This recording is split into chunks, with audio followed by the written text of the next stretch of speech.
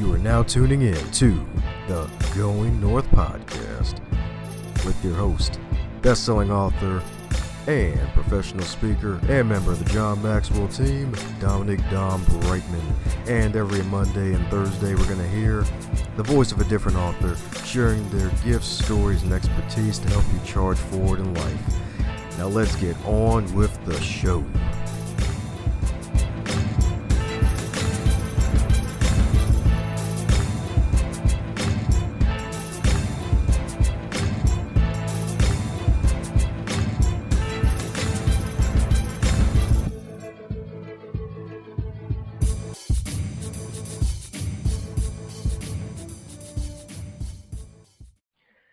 And today on the Going North podcast, where we bring you some extraordinary humans doing extraordinary things. Today's no different because we got a wonderful author in his house. I mean, what else can you expect? This is a show where authors get to share their stories. In this case, their sacred stories. And today, this author right here, for the last 22 years, as an author, speaker, and catalyst, has been immersed in the twin paths of healing and transformation, which can be summarized as an inner journey to heal his own wounds, facilitated by his service and complemented by service to others and passion for spiritually rooted social change. And you're probably wondering who today's author is. It's the one, the only, Miguel Dean himself. How are you today, sir? Hello, Dom. Yeah, I'm really good. Yeah, I'm good, and really pleased to be having some time to have a conversation with you. Yeah, and maybe touch the hearts of a few of the listeners. That's my intention. That's right, touching all sorts of hearts indeed with that gentle touch. That's right. My man's got the new book, Bring Him Home. Congratulations. Yeah, thank you, Dom. Yeah, it was quite a journey writing this book. Yeah, the few that I've written before sort of came out quite easy. This one was like a bit more of a challenging delivery, shall we say? You know, in the birthing of it, it was a bit more challenging, but it was worth all the pain, definitely. Yeah, interesting you say that. I guess, especially reading the first a couple chapters in the excerpts of it, I can kind of see why it was kind of a struggle with this one, probably compared to the other ones. Yeah, it was interesting, you know. Bring Him Home, a twin flame love story. You know, it tells the true story of my relationship with this awesome woman, who essentially, you know, gave me the courage to make that journey from my head back to my heart and heal some of my childhood wounds and stuff that had been getting in the way of connection and closeness and relationship in the past. So yeah, it was quite a roller coaster ride, and yeah, you know, I wanted to put it all down in the book because I wanted to share my understanding of the true nature of conscious relationships, rather than the story that we get promoted an awful lot by Hollywood, that it's all romantic and sweet and, you know, kind of a bit on the surface. That relationships are actually really deep conscious work if we choose them to be. Yeah, you're definitely right about that, because it's not always the happily ever after. It's like right after the happily ever after, there's going to be some kind of dip somewhere that they don't tell you about, and then you live it out yourself. Like, wait a second, I wasn't sold this product. What's going on here? Yeah, absolutely. It's about embracing all of it, isn't it? It's about the fact that relationships, the way it seems to me is that, you know, in a conscious relationship, everything that is not love will be forced to the surface, or will be invited to the surface to be transformed, to be released, to be healed, to be let go of. And, you know, and so that process can be a bit uncomfortable at times. Yeah, you're definitely right about that. And the powerful thing about this is that through that journey, it's like led you to the road through sacred masculinity, and that's actually something that's really interesting nowadays, because they got toxic masculinity out there, and I'm like, what? And then we got you out here bringing the sacred masculine. So what is a sacred masculine for those who may not be aware of what that means? Yeah, I mean, it seems to me the world largely has been directed by patriarchy, for quite a while. And it seems to me that, if we look around at what's going on in the world and the state of the planet and relationships and what's going on, that, a lot of this is down to man, a lot of the governors and leaders and so on. So it just seems like pretty obvious that is this the best that we can do? Is there not a better version of masculinity that perhaps has got a bit lost somewhere? So the sacred masculine for me, really, I mean, and I guess the key word is sacred, in that the sacred masculine understands that everything is connected, that we are not separate as our egos would like us to believe, that we are all connected, as in we're all, if it's like there's a body of humanity, the same as there is a body, that we have a human body, and that the sacred masculine knows whatever he does affects the other aspects of that body of humanity. So the same as if there's the cells in our big toe are not healthy, then they will have an impact on the rest of the body. So the sacred masculine knows that he is connected to everything. He knows that what we believe, what we perceive with our senses is just the tip of the iceberg. The sacred masculine is somebody who knows, who has done a significant amount of work on balancing his inner feminine and his inner masculine. The sacred masculine is somebody who knows that he is here to contribute to the collective, and that in raising others, he raises himself and brings himself home to the true nature of who he really is, beyond this kind of small perception that we have with our minds and our current thinking at the moment. Does that make sense? Yeah, it makes sense to me in a way, because it's one thing that, like the whole masculine thing, some folks don't touch on the feminine part of it, and I guess that's kind of what makes it sacred, having that balance in a way, and that's kind of like one of the buzzwords out there is balance, and it can be hard to get to that point. Yeah. Yeah, it can definitely be hard to get to that point. I mean, well, what I found and what the story of Bring Him Home tells is how the woman in the story, my lover, she kind of brought to the surface all my mother wounds. So, because my mom died when I was really young, and that caused quite a sort of, a trauma that sort of stayed in my body. I had no sort of conscious memory of it. But there was always this thing in the background as a man, that I was scared that woman was going to leave me and abandon me, and that wasn't to be trusted, and I couldn't open my heart to her too much. And I knew that this was because of this really deep primal, wound that I'd suffered when I was young. So the woman in my relationship, the twin flame relationship, her default was, when she found things difficult, was that she left, either emotionally or physically. She would withdraw or just leave the situation. And so that would trigger my mother wound. It wasn't like, oh, my girlfriend's just going off to have a bit of space. It was like this real painful emotional stuff would come up that was connected to what had happened with my mom. So, in facing that and in doing the work to release that and transform that and feel those emotions that I just needed to let go of from the past, that brought a great deal of balance. That brought a lot of healing to my own inner feminine. Instead of looking for a woman externally to complete me, I found that I was turning this scared feminine aspect of myself and this scared masculine aspect into a more mature, grown-up person. The inner child wasn't involved in the situation anymore.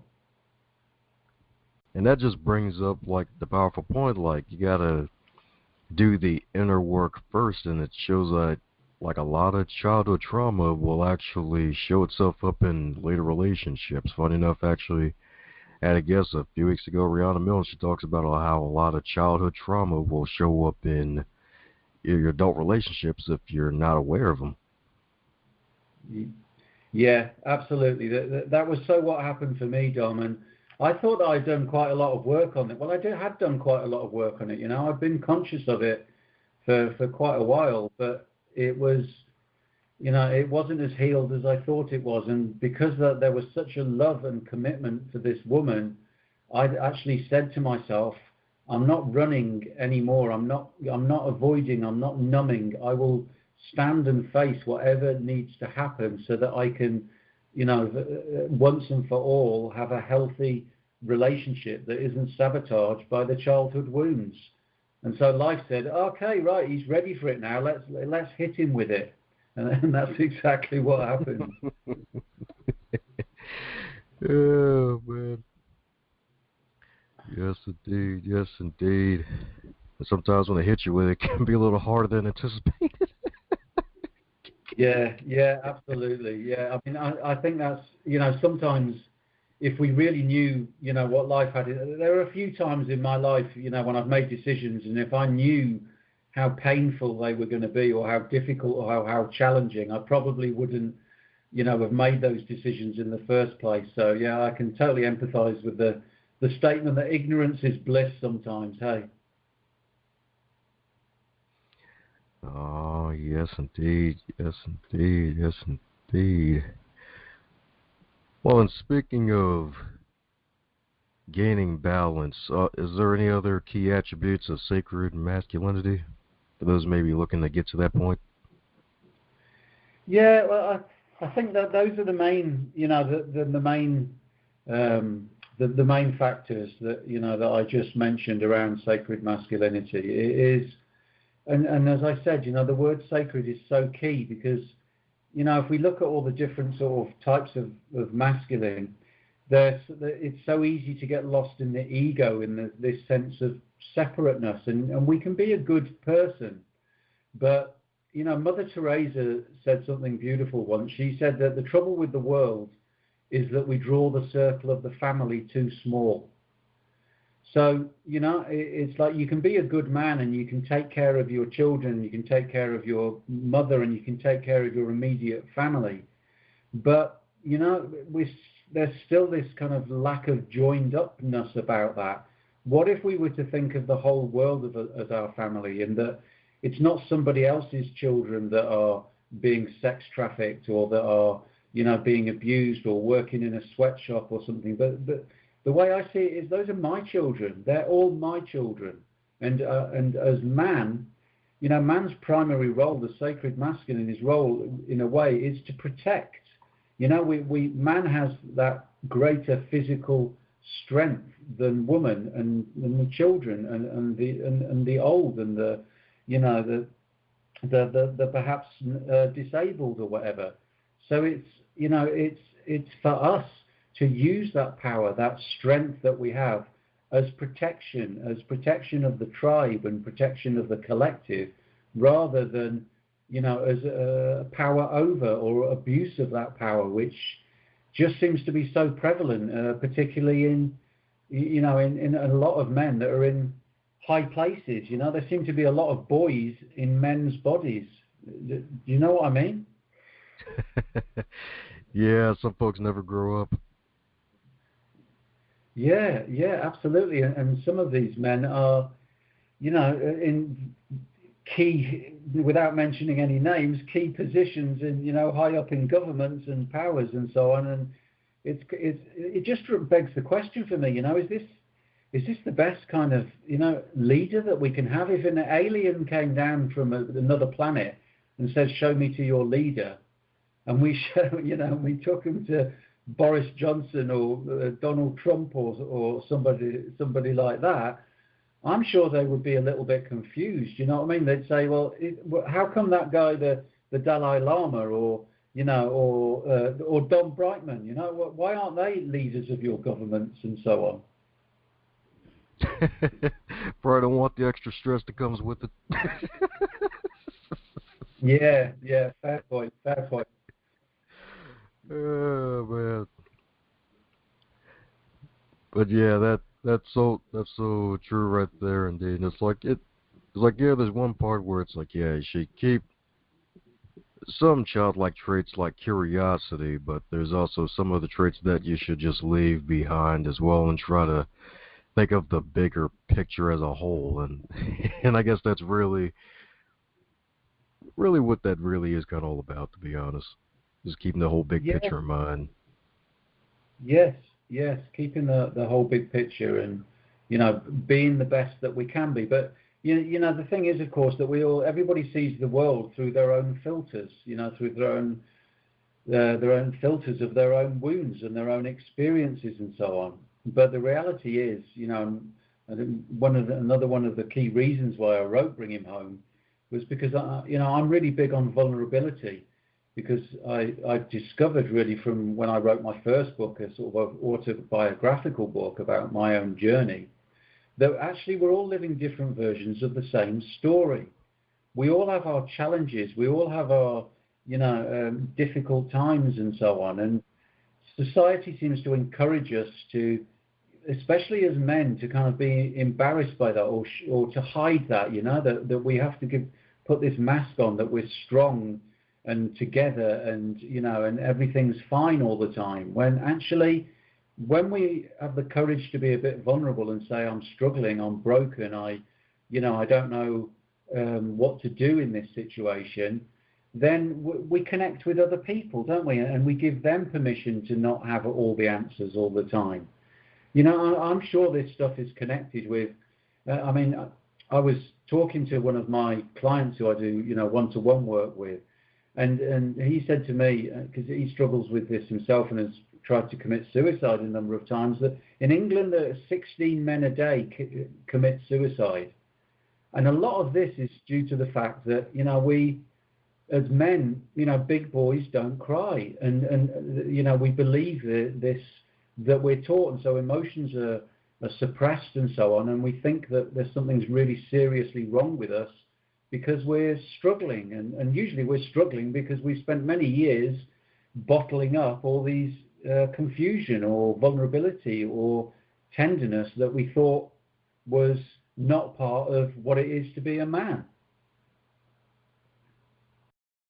Yes, indeed. Yes, indeed. And it's really a shame like that many folks are actually committing suicide today, especially men, and it does stem from the fact that a lot of us been taught, raised to bottle things up. Big boys don't cry, don't shed no tears at all, just hold it all in. The only problem is it just explodes later. Absolutely, yeah. It all explodes. It manifests as physical illness or heart attacks or whatever, or anger stuff. I know that's why we have a big problem in this country, with alcoholism. Because people sort of get drunk and it kind of takes the stopper out of the emotional bottle, and often all this unexpressed anger comes out. And it's the same with drug abuse. We have massive issues with drug abuse, and I know from my own story, I had addiction issues, and it was because I was doing what I could to numb and escape from the feelings that were just felt like they were too overwhelming, or I was too ashamed to actually feel. It's all so interconnected, really, isn't it? This true masculinity and drug problems, and then all the problems that happen with, I guess, women getting abused and crime and so on, done under the influence of drugs and alcohol and the suppressed anger. It's this balancing the masculine and feminine within ourselves just seems to be such a root way of addressing so many of society's issues. Very true indeed. Gotta conquer yourself within first before trying to conquer the world in a way. Yeah, absolutely. Yeah, change is always an inside job, isn't it? And they say if you want to transform the world, then the most powerful thing you can do is to heal and transform yourself.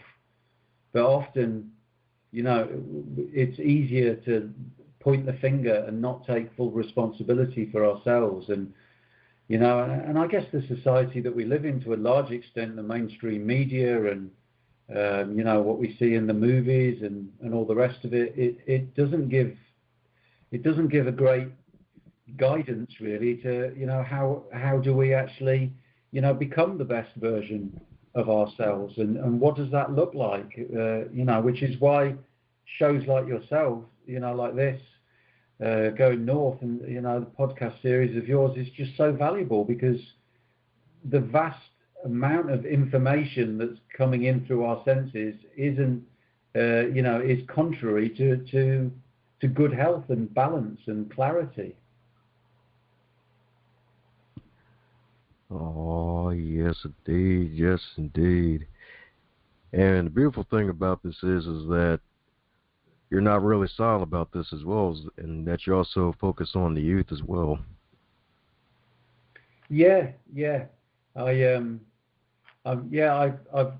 Youth work is really my background. It was kind of where I started, and I think in a way that was no coincidence where I started my career there, because I had to heal the wounds of my youth, to begin with, and working with young people, they can they really sort of tell it how it is, say it how it is. They often don't sort of hold back so much. And yeah, the young people are the future, aren't they?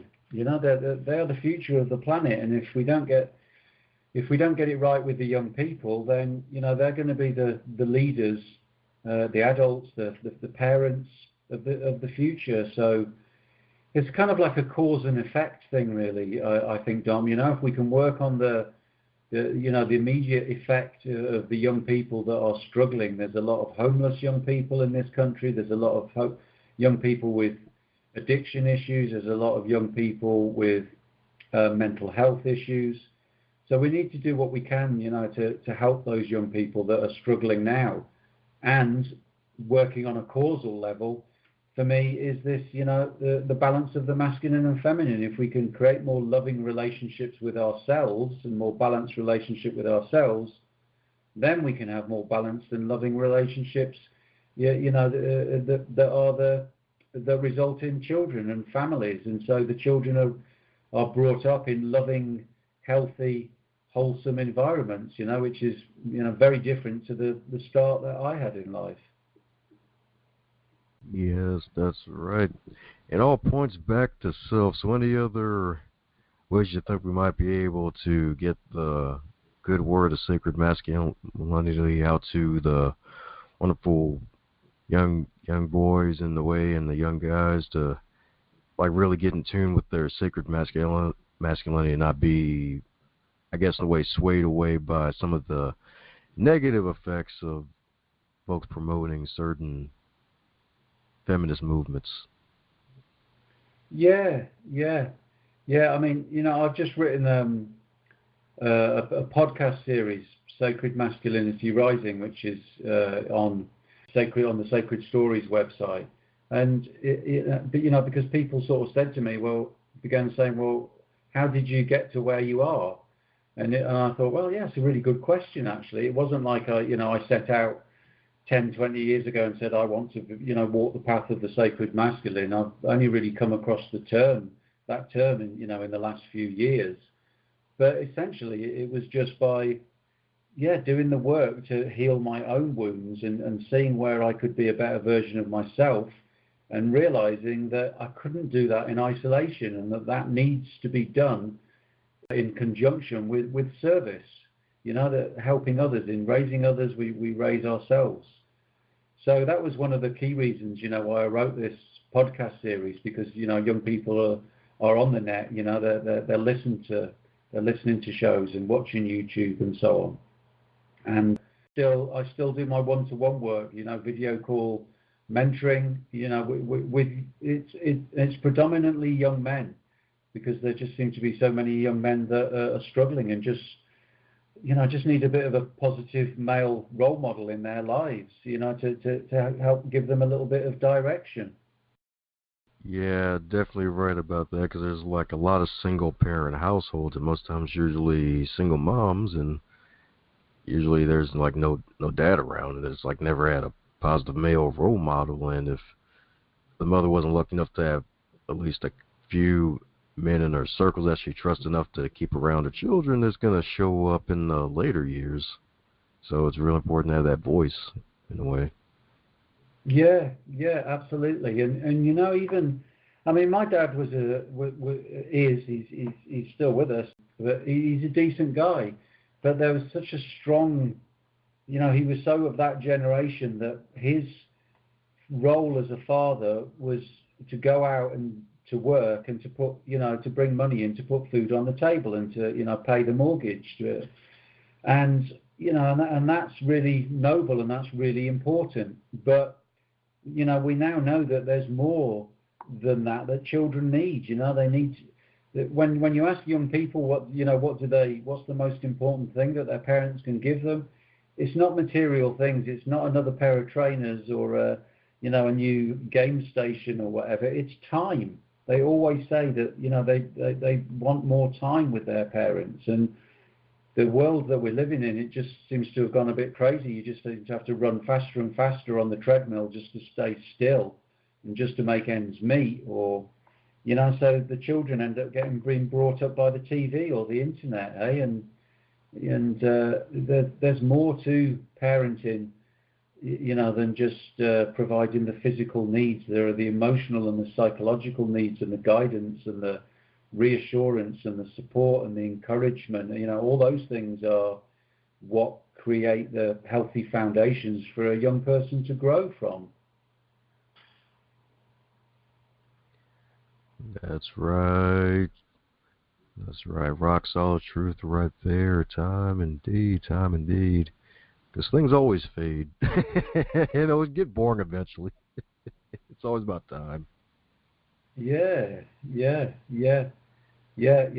Time is our most precious resource, isn't it? I often say, money comes and goes, but time just goes. It's really important that we ask ourselves, what are we doing with our time? How it is so precious. And I'm sure you've probably come across this, Don, but the older you get, the quicker time seems to go by, no? Oh God, yes. This year's this is probably the most fastest year ever for me personally. And it does not feel good at all. Like, oh man, no. Like graduate college, like, yep, it's gonna speed up now, buddy. I'm like, huh? And the next thing I know, it's 2017. This was like 5 years ago. I'm like, what? They weren't kidding. Yeah. It gets quicker and quicker. Yes, indeed. I guess, maybe in a way, it may be nature's way of building up a sense of urgency in us, maybe. Yeah, I think so.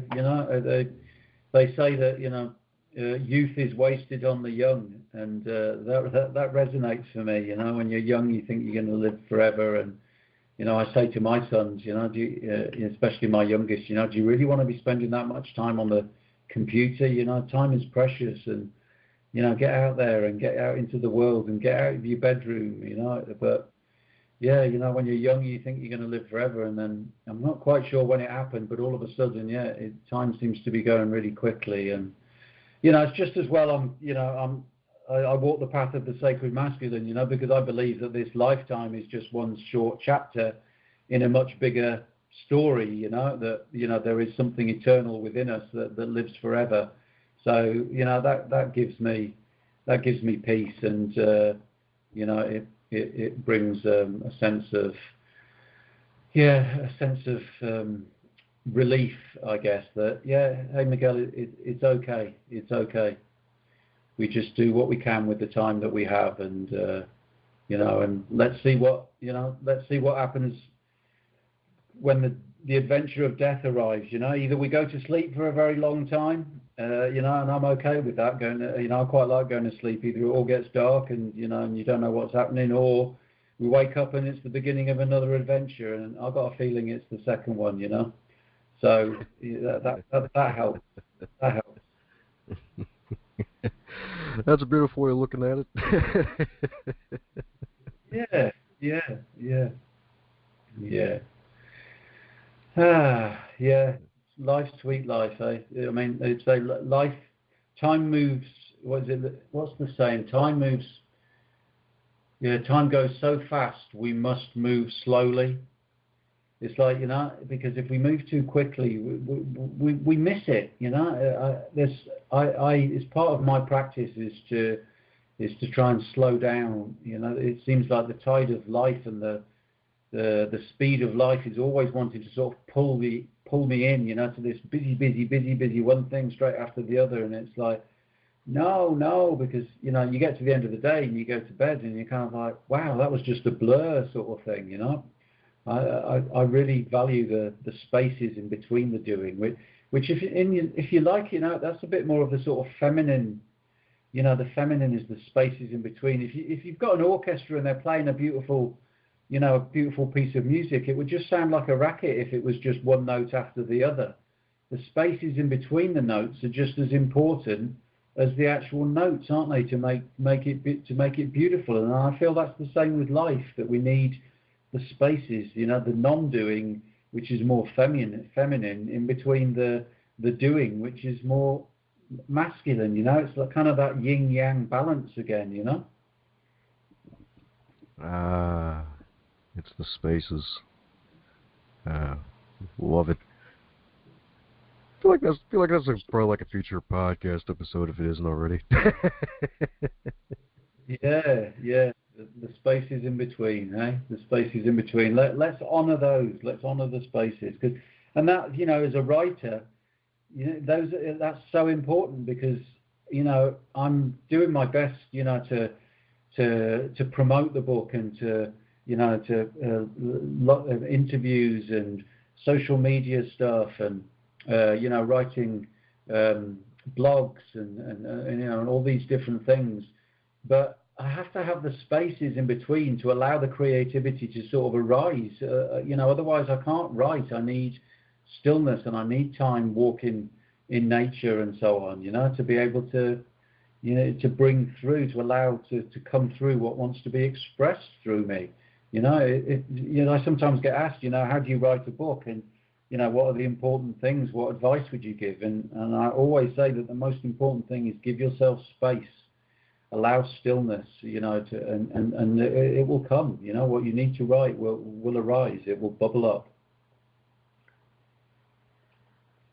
And that's very true right there, especially with writing, because a couple folks I talk to every now and then, they may be in the process of writing their book. Like even a friend of mine, he mentioned how some of the stories are so painful that he needed to give himself that time, that space to actually heal from just recounting all of that.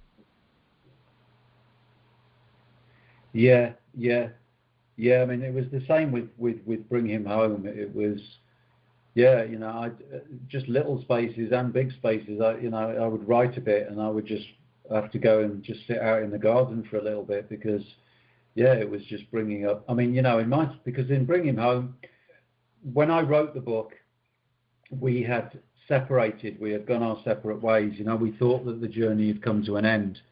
So when I was writing the beautiful bits, you know, it's quite there's quite a lot of sacred sexuality and erotic stuff in the book. And when I was writing those bits, you can imagine, you know, I was just so missing. It was painful because it was like, oh, my woman's gone and I'm never going to have that again. And then when I was writing the sort of painful bits, the difficult bits where we would argue and, you know, and we childhood trauma was triggered and all that stuff, and that was painful to write as well, you know. So it was like there weren't really any easy bits to write, but it was a fantastic catharsis, because it meant, and this is so much, you know, in alignment with my work with individuals, is that, you know, when we feel, when we can just feel the feelings, it's like those feelings are leaving us. They're like a reservoir of feelings inside us, and through writing the book, it just really helped me let go and, you know, and kind of come from this clean, clear space that obviously wasn't so. There was a lot of grief inside me still about the grief at the end, the perceived end of the relationship, because I don't want to give too much away about what happens at the end, whether we did live happily ever after or not. But yeah, you know, the spaces in between were so important for the healing, and we don't always give value to that, do we, in this fast-paced do society? Yeah, you're definitely right about that, and I do believe there is a little movement with that piece as well, because a lot of folks starting to realize it's like all health concerns. You basically go to bed, and the next thing you know, it's 5 or 7 days later, and then it's like, oh, okay, maybe the body needed more rest than I thought. More folks starting to move towards just meditation and all sorts of other inner work, and just trying to find moments of peace, silence, and like even prayer is what actually give themselves that actual space, because we can only go and charge hard for so darn long before the body crashes on itself. Yeah, yeah. We have to look after ourselves, don't we? We have to honor ourselves. And, I always see nature as a great teacher, and if we look out into nature and into creation, how does nature do it? And, we have the seasons, the trees are great teachers because, of course, in the winter, in the autumn or in the fall, they shed their leaves and the sap goes down and they rest. They're quiet. They're still. There is there's stuff going on under the ground in the roots and so on, but they're quiet and they're building the energy. They're getting ready so that for the spring when they can when the energy rises again into the leaves and into the branches and into the fruits. They're not generally just like busy all year round, are they? And the animals are the same. So many animals hibernate and they lay low. And, we have this time of night. We have this time of day for busyness. And then we have a night time for resting. Everything is about this yin and yang balance, isn't it? The masculine and feminine balance. And sometimes this masculine and feminine that I'm talking about is genderless. It's just these two different energies, the anima and the animus. Perhaps words are also used for it, but the spaces and I think electricity's got a lot to answer for. If we didn't have electricity, perhaps we would slow down. When the nights draw in and things are cold and stuff, and we'd just be quieter. But we're expected to sort of continue at the same pace, regardless of the ebb and flow of the seasons, which which nature honours. And we've forgotten that we're part of nature. We're part of it, and we should respect those laws. Otherwise, we burn out, don't we? That is such a powerful statement. You said we are a part of nature, and we've forgotten that. Like, you know what? You're definitely right about that. Yeah. Oh man, that's right. Came from the dirt, go back to the dirt when it's all said and done. At least in this form, anyway. At least the shell form, as they say. Yeah. Yes. Yes. Yes. So it's all about love. It's all about coming home to ourselves. It's all about healing our own wounds. Is the way I see it, Dom. And and then as we do that, then we can contribute more. We can contribute more. And I think it's time. I think it's time for a new type of masculinity, for for the sacred masculine, for a man that is more honouring of woman. For more. It's a time of balance and union. I think patriarchy has had its time, and that doesn't mean that that we have to go into a matriarchal governments or societies or whatever. It's because we tried that a little bit with the whole sort of feminism thing and women's lib, and it just it just swung to the other extreme. It's a time of honouring and balance and union of the masculine and the feminine, just finding this middle ground, this middle way, as the Buddhists say. And I think, I'm interested in what your thoughts are, but it seems to me that unless we make some pretty radical changes in the way we do things, I don't know what sort of future we're creating for the children and the generations to come. Yeah, definitely right about that, because the whole other extreme sort of thing where it's like the whole Me Too in a way. It's like, yeah, it's good for those who were victims that they're speaking out, but some folks may try to latch onto that and take innocent folks down. So it's like like women, yes, they need to be honored and also need to be respected, and I'm all for that, and it's just also making sure that we also make sure we honor all life and making sure that we always keep at least a sense of honor with everything that we do, and then just bring it to light what needs to be brought into light, and just make sure everybody's treated the way they want to be treated, as well. Kind of like to go back to the classic golden rule in a way. So that's really my thoughts in a way about it. It's just making sure that at least the folks who are out there like doing the nonsense, make sure they just get that out there, making sure they're dealt with accordingly, but also making sure that folks are actually respecting one another and basically living in harmony with one another. Because I mean, that's what we should be doing in a way. Of course, going to have conflict. I mean, that's kind of like the best and worst things about any organization when you get a bunch of people together. It's the people. People are going to love each other, and conflict will happen. But just moving with that conflict and eventually getting back to that place of harmony in a way that we all can aspire to be in.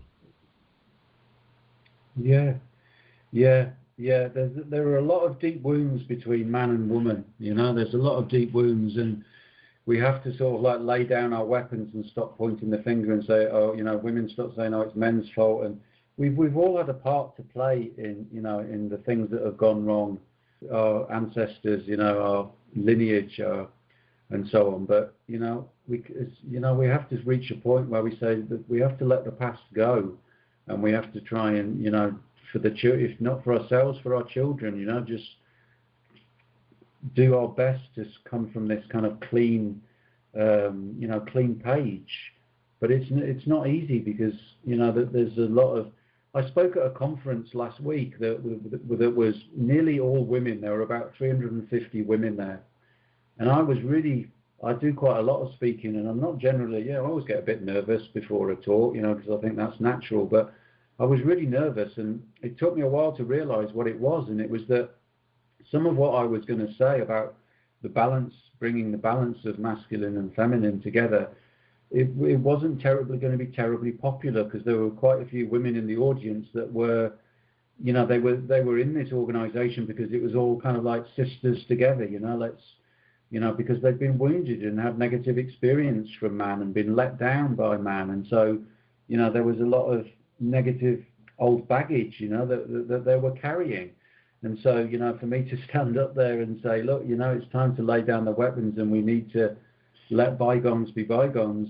Some women, as much as some men, aren't ready, or find that difficult to be able to do that. But it just seems, it's only the children and the generations to come that suffer. So it's important for me, and that's why I'm really grateful for opportunities like this, just to be heard a little bit, Dom, and put my message out there and say what I feel. I'm not saying it's the golden truth and that it's the truth, but it's just what I've discovered in my own personal journey, my own journey of finding peace within myself, balancing the masculine and feminine within me, and finding peace in my relationship with my beloved, with my woman. Then, everything just gets a little bit sweeter, everything gets a little bit sweeter if there is less conflict. And Marianne Williamson said something which has always stuck with me. She said, if when you're speaking all you're doing is getting applause, you're probably not saying the right stuff.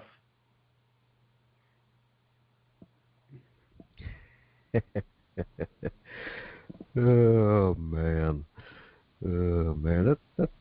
that's actually a good one. It's like, what? Applause is great, but there might, like, did you touch a heart? Did you change someone's mind, so at least plant that seed to help them change or at least think a little differently? So that's a good one. That is a good one. Yeah, thank you. Yeah, thank Marianne Williamson for that one. Definitely, yeah. It's but yeah, that's part of the role of the sacred masculine, I guess. It's like speaking your truth, even though that perhaps you won't be loved for it. That perhaps you're going to press some people's buttons, and some people aren't ready for for the message, for what you've got to say, but I'm still going to keep on saying what feels true to my heart, and like I say, I'm just sharing what's true for me, and if it resonates with other people, then that's great. It may be, as has happened to me lots of times. I've heard somebody speak, or I've read something, and it's been like what they said was kind of like a feeling that I had inside me, but I couldn't quite articulate it. It's like it wasn't quite within grasp, but then somebody speaks and says something, and you're going, yeah, that's it. I kind of had that knowing, but I couldn't quite articulate it or grasp it, and it's so, everybody, Martin Luther King or Gandhi or, all the great change makers, when they first started saying what they were saying, they weren't, necessarily loved for it, and it took it takes time, doesn't it? It takes time for people to, sometimes come round to a different way of thinking, when often we're so blinkered and so conditioned by, the society that we live in. Yes, indeed. And you're definitely right about that timepiece, indeed. So if you're to wake up tomorrow and you were 25 again, but this time in 2019, with all of your amassed knowledge and experience, especially all the memories of your journey thus far, what advice would you give to yourself? It's a beautiful question, Dom. It's a beautiful question. There are a few things, I guess, that I would say, and it's funny, just as I'm thinking them, there are also words that, because I believe that,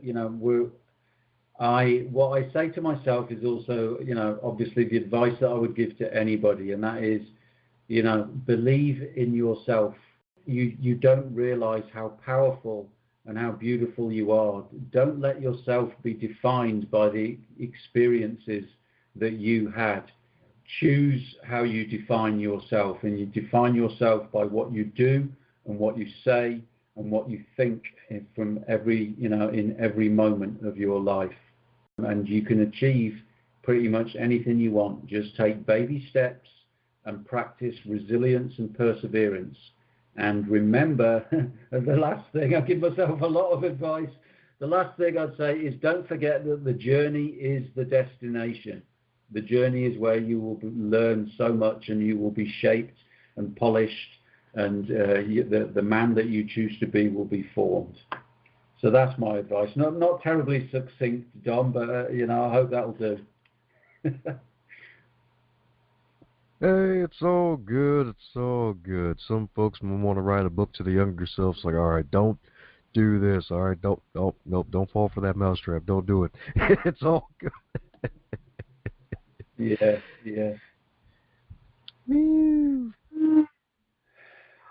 Well, all right. For those who want to keep in contact with you and check out your awesome book, what's the best way for folks to reach out to you? Thank you, Dom. Yeah. My website is just migueldean.net. Just my name and .net. MIGUELDEAN. And I'm not a big social media person, but I do quite like Facebook. So I'm on Facebook, Miguel Dean, Sacred Masculine. And you can get my book, Bring Him Home, A Twin Flame Love Story, from Amazon, Barnes and Noble, all the best retailers, or you can go direct to my website. If you want a signed copy, then I can do that as well.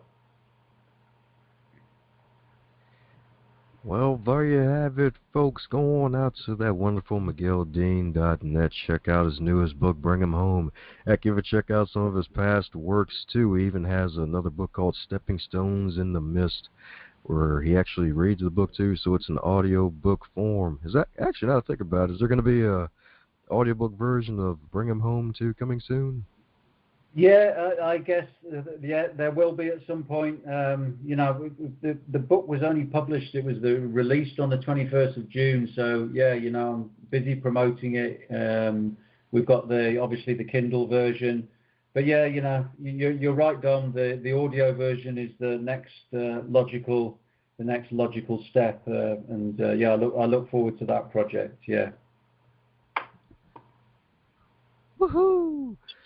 So that's right, folks. You get to read the book and look forward to hearing Miguel's voice even more and check him out on his podcast, too. So, any parting words for the folks still listening, Miguel? I'd just like to say thank you to yourself, Dom, and to anybody and everybody, that has taken the time to listen. It's all these, and I just hope that perhaps one little thing that I've said, has touched your heart and just improved your quality of life a little bit. And, that's what it's all about. We raise ourselves through raising others. So, in service and love and blessings of just deep gratitude. And yeah, please connect with me, on the website, the social media, and we can take the connection deeper if that resonates with you. Yeah, big thank you. Hey there, you superstar. Thanks a bunch for making it this far in the podcast. Hope you really enjoyed it. Heck, if you made it this far, that means you really enjoyed it. Be sure to shoot the guest an email or head over to the social media pages and leave them a nice response that you heard them on the Going North podcast, so that way they can continue to be inspired to do great things. And be sure to share this podcast with others that you think would enjoy it as well, because we want to inspire as many people as possible to live their dreams, embrace them, and to do something positive.